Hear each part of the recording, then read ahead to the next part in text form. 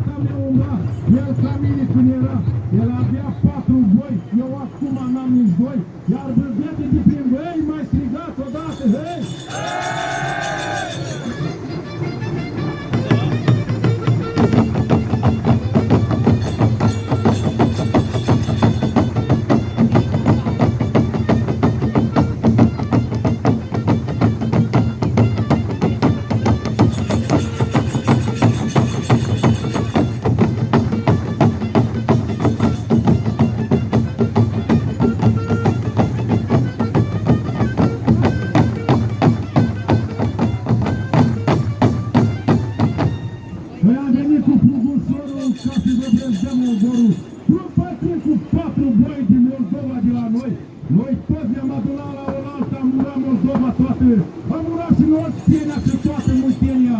Dar acum, iubite gazdă, vă urăm pe dumneavoastră, bucurați de noi să ne întoarcem înapoi.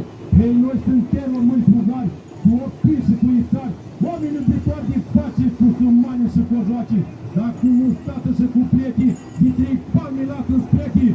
Dar urăturile noastre sunt frumoase, de la moștre moș rămasă, de la tagi, de la romani păstrate de mii de ani.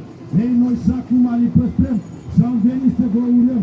Peste când trăiau bătrânii, să făcea până minunii, 10 bani erau o pâine, pușcă și curau la lată, și bărbați erau odată, când coborau de pe